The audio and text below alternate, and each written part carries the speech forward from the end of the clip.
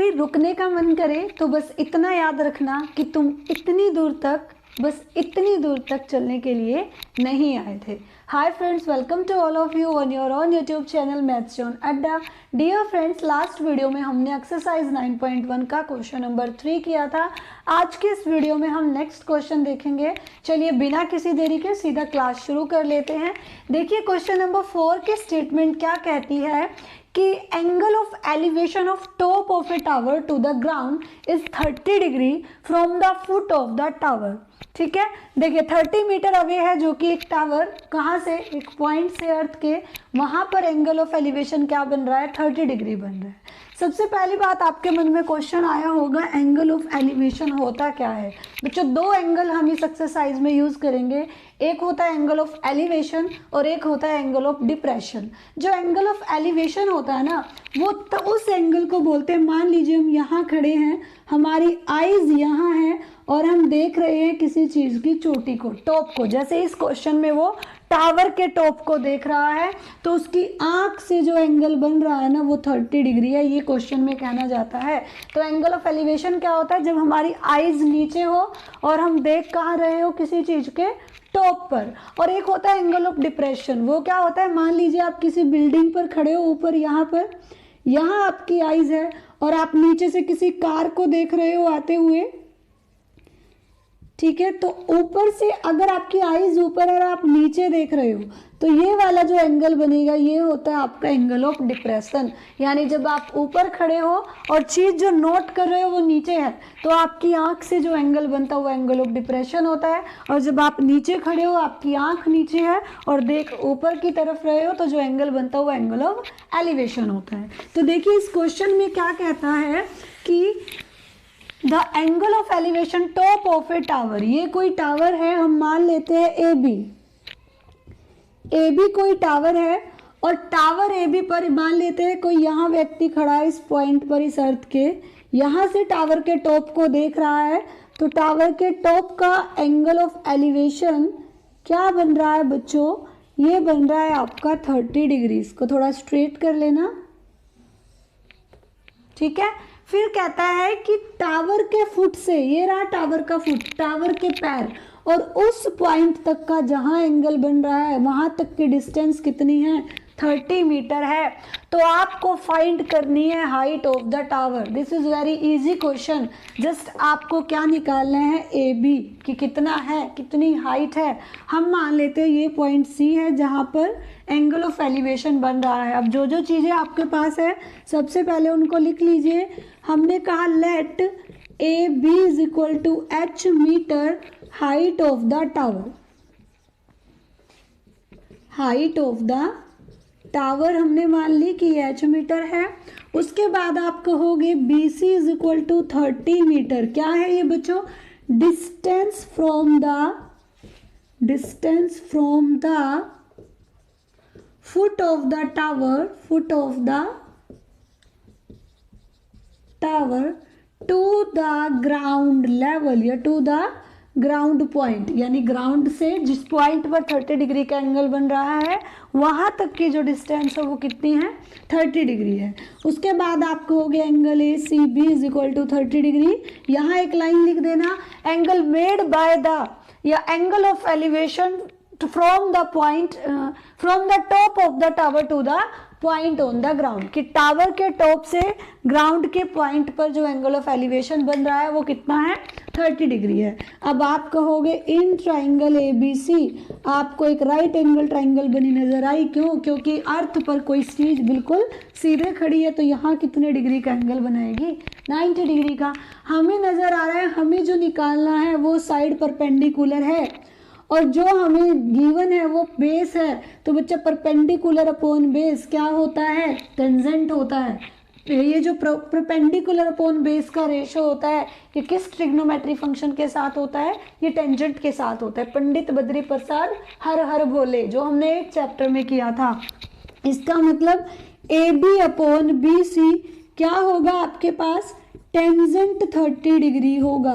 अब देखिए dear students, A B की जगह क्या रख दोगे, एच, और बी सी की जगह क्या रख दोगे, 30, और टेंजेंट 30 का मान सबको पता होगा बच्चा कितना होता है, अब हम क्या करेंगे, नेक्स्ट स्टेप में इनकी क्रॉस मल्टीप्लाई करेंगे, और जब आप h की मल्टीप्लाई √3 से करोगे तो √3h आएगा, और 30 की 1 से करोगे तो 30 आएगा। अब यहाँ से h की वैल्यू क्या आएगी, 30/√3, और √3 नीचे है तो हम इस केस में रेशनलाइजेशन करेंगे, यानी √3 से मल्टीप्लाई और √3 से डिवाइड कर देंगे।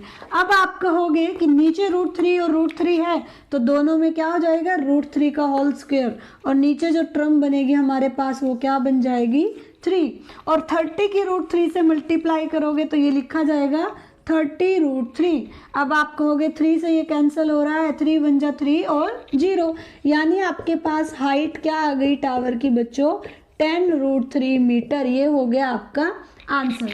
बहुत ही इजी क्वेश्चन था, बस डायग्राम बनने तक की देरी थी कि उसने कहा क्या है। उसने ये कहा एक टावर है, टावर के टॉप का एंगल ऑफ एलिवेशन 30 डिग्री है, यानी यहाँ कोई खड़ा है, उसकी आंख से यहाँ तक का एंगल जो बन रहा है वो 30 डिग्री है, अर्थ के ग्राउंड के किसी पॉइंट पर।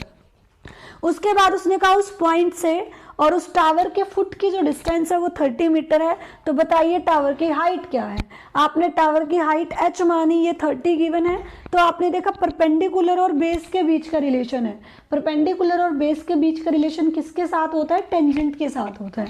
तो हमने कहा perpendicular upon base is equal to tangent theta. Theta कितना है बच्चों, 30 डिग्री। उसके बाद AB की जगह AB की वैल्यू रखी जो हमने मानी है, BC की जगह BC की, और टेंजेंट 30 की वैल्यू क्या होती है, 1/√3 ये रखी। उसके बाद इसको क्रॉस मल्टीप्लाई किया और सॉल्व करने के बाद हमारे पास फाइनली आंसर आया। चलिए नेक्स्ट क्वेश्चन देख लेते हैं। क्वेश्चन नंबर 5 क्या कहता है, देखिए क्वेश्चन नंबर 5 क्या कहता है कि एक काइट है, यानी एक पतंग है जो कि ग्राउंड से 60 मीटर ऊंचाई पर उड़ रहा है।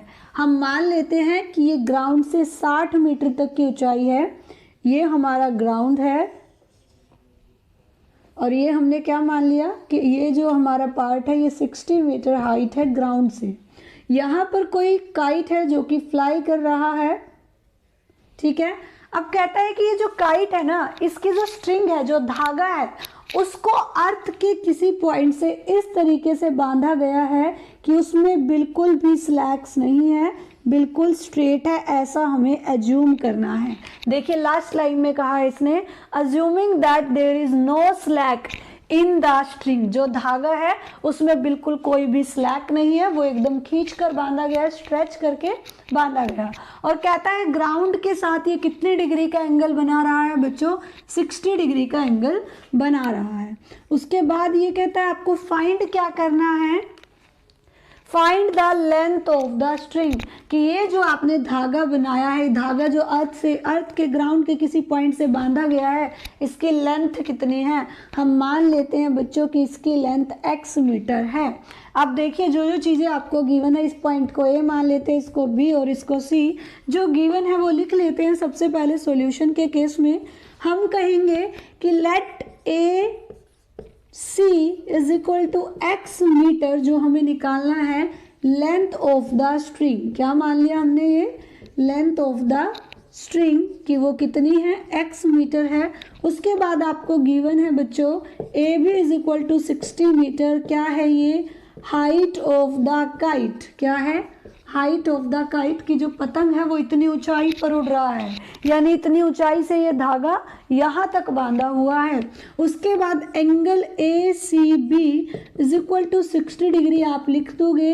Angle made by the string, angle made by the string, धागे के द्वारा बनाया गया एंगल किसके साथ बच्चों, विद द ग्राउंड, ग्राउंड के उस पॉइंट तक जहां उसको बांधा हुआ है। अब आपको क्वेश्चन में दिखाई दे रहा होगा कि मुझे जो साइड गिवन है वो परपेंडिकुलर है और मुझे जो साइड निकालनी है वो हाइपोटेन्यूस है, यानी मुझे परपेंडिकुलर और हाइपोटेन्यूस के बीच का रिलेशन निकालना है। अब आपने पंडित बद्री प्रसाद हर बोले से देखा कि परपेंडिकुलर और हाइपोटेन्यूस के बीच का जो रिलेशन होता है वो तो साइन के साथ होता है, यानी हम कहेंगे in triangle ABC A B यानी कि परपेंडिकुलर और upon A C that means hypotenuse is equal to sine theta, और थीटा कितना है बच्चों 60 डिग्री है। अब इनकी वैल्यूज पुट कर दीजिए, ए बी की जगह आप रख दोगे 60, ए सी की जगह आप रख दोगे x, और साइन 60 डिग्री की वैल्यू होती है बच्चों √3/2। अब √3/2 वैल्यू रखने के बाद आप क्या कर दोगे, इनकी क्रॉस मल्टीप्लाई, और आप कहोगे √3x किसके इक्वल आ गया बच्चों 120 के। यहाँ से x हमारा क्या आएगा 120/√3, √3 नीचे आ रहा है तो इसकी रेशनलाइजेशन कर देंगे, √3 से ऊपर मल्टीप्लाई और √3 से नीचे मल्टीप्लाई।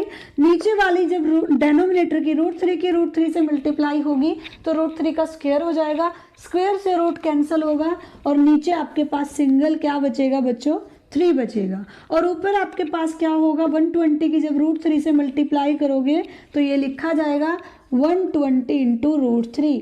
अब आप यहाँ से इसको कैंसिल करोगे, 3 4 जा 12 और 0, तो आपके पास x की वैल्यू कितनी आ गई 40√3 मीटर, और x ही आपको फाइंड आउट करना था जो कि हमने क्या माना था लेंथ ऑफ द स्ट्रिंग। तो आप कहोगे hence length of the string is 40 × √3 meter, ये आ गई आपकी स्ट्रिंग की लेंथ। क्वेश्चन कितना आसान था, आपको ये कहा गया था एक पतंग है जो कि 60 मीटर अबोव उड़ रहा है ग्राउंड से, उसके बाद उस पतंग का धागा कहीं धरती पर किसी पॉइंट पर बांधा गया है किसी ग्राउंड के, और वो कितना एंगल बना रहा है बच्चों 60 डिग्री।